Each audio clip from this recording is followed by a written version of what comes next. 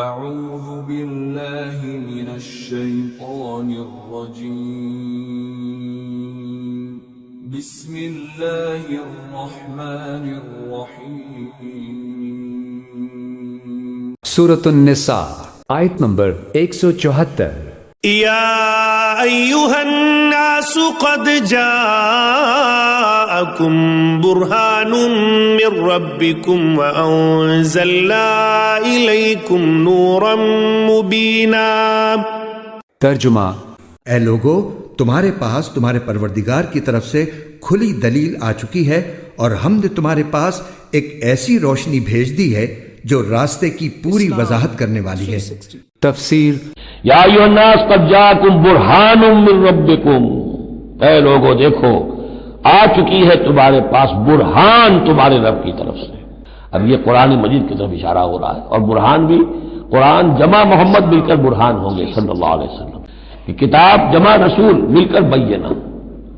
وانزلنا الیکم نورا، اور ہم نے تمہاری طرف نور نازل کر دیا ہے۔ یہاں کیونکہ لفظ کے ساتھ انزال آیا ہے، اس سے مراد لازماً قرآن مجید ہے۔ انزلنا الیکم نورا مبینا، انزلنا ہم نے نازل کر دیا ہے تمہاری طرف ایک روشن نور۔ آیت نمبر 175۔ فَأَمَّا الَّذِينَ آمَنُوا بِاللَّهِ وَاعْتَصَمُوا بِهِ فَسَيُدْخِلُهُمْ فِي رَحْمَةٍ مِّنْهُ وَفَضْلٍ وَيَهْدِيهِمْ إِلَيْهِ صِرَاطًا مُسْتَقِيمًا۔ ترجمہ: چنانچہ جو لوگ اللہ پر ایمان لائے ہیں اور انہوں نے اسی کا سہارا تھام لیا ہے، اللہ ان کو اپنے فضل اور رحمت میں داخل کرے گا اور انہیں اپنے پاس آنے کے لیے سیدھے راستے تک پہنچائے گا۔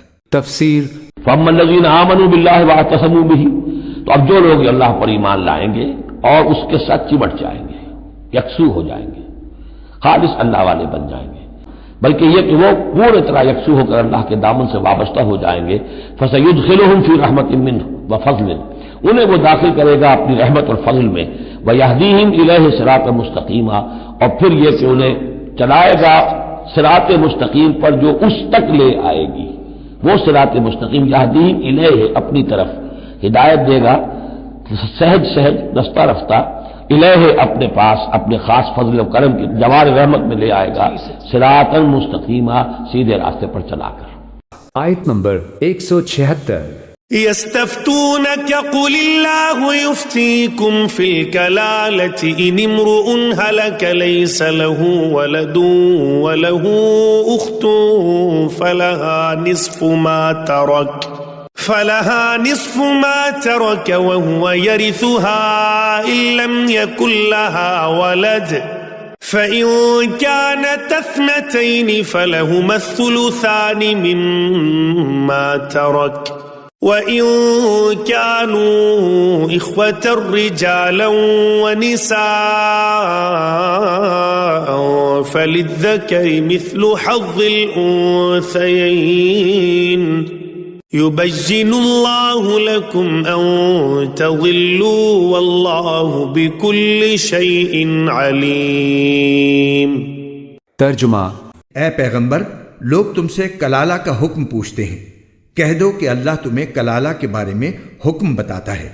اگر کوئی شخص اس حال میں مر جائے کہ اس کی اولاد نہ ہو اور اس کی ایک بہن ہو تو وہ اس کے ترکے میں سے آدھے کی حقدار ہوگی، اور اگر اس بہن کی اولاد نہ ہو اور وہ مر جائے اور اس کا بھائی زندہ ہو تو وہ اس بہن کا وارث ہوگا، اور اگر بہنیں دو ہوں تو بھائی کے ترکے سے وہ 2/3 کی حقدار ہوں گی، اور اگر مرنے والے کے بھائی بھی ہوں اور بہنیں بھی تو ایک مرد کو 2 عورتوں کے برابر حصہ ملے گا۔ اللہ تمہارے سامنے وضاحت کرتا ہے تاکہ تم گمراہ نہ ہو، اور اللہ ہر چیز کا پورا علم رکھتا ہے۔ تفسیر: یہ آیت اس سورہ کے نزول سے بہت بعد نازل ہوئی ہے۔ بعض روایات سے تو یہاں تک معلوم ہوتا ہے کہ یہ قرآن کی سب سے آخری آیت ہے۔ یہ بیان اگر صحیح نہ بھی ہو تب بھی کم از کم اتنا تو ثابت ہے کہ یہ آیت 9 ہجری میں نازل ہوئی اور سورہ نساء اس سے بہت پہلے ایک مکمل سورہ کی حیثیت سے پڑھی جا رہی تھی۔ اسی وجہ سے اس آیت کو ان آیات کے سلسلے میں شامل نہیں کیا گیا جو احکام میراث کے متعلق سورہ کے آغاز میں ارشاد ہوئی ہیں، بلکہ اسے ضمیمے کے طور پر آخر میں لگا دیا گیا۔ کلالہ کے معاملے میں فتویٰ پوچھتے ہیں۔ کلالہ کے معنی میں اختلاف ہے۔ بعض کی رائے میں کلالہ وہ شخص ہے جو لاولد بھی ہو اور جس کے باپ اور دادا بھی زندہ نہ ہو، اور بعض کے نزدیک محض لاولد مرنے والے کو کلالہ کہا جاتا ہے۔ حضرت عمر رضی اللہ عنہ آخر وقت تک اس معاملے میں متردد رہے، لیکن عامہ فقہا نے حضرت ابوبکر رضی اللہ عنہ کی اس رائے کو تسلیم کر لیا ہے کہ اس کا اطلاق پہلی صورت پر ہی ہوتا ہے، اور خود قرآن سے بھی اس کی تائید ہوتی ہے، کیونکہ یہاں کلالہ کی بہن کو نصف ترکے کا وارث قرار دیا گیا ہے، حالانکہ اگر کلالہ کا باپ زندہ ہو تو بہن کو سرے سے کوئی حصہ پہنچتا ہی نہیں، اس کی ایک بہن ہو۔ یہاں ان بھائی بہنوں کی میراث کا ذکر ہو رہا ہے جو میت کے ساتھ ماں اور باپ دونوں میں یا صرف باپ میں مشترک۔ حضرت ابوبکر رضی اللہ عنہ نے ایک مرتبہ ایک خطبے میں اس معنی کی تصریح کی تھی، اور صحابہ میں سے کسی نے اس سے اختلاف نہ کیا، اس بنا پر یہ مجمع علیہ مسئلہ ہے۔ بھائی اس کا وارث ہوگا، یعنی بھائی اس کے پورے مال کا وارث ہوگا اگر کوئی اور صاحب فریضہ نہ ہو، اور اگر کوئی صاحب فریضہ موجود ہو مثلاً شوہر، تو اس کا حصہ ادا کرنے کے بعد باقی تمام ترکہ بھائی کو ملے گا۔ 2/3 کی حقدار ہوں گی۔ یہی حکم 2 سے زائد بہنوں کا بھی ہے۔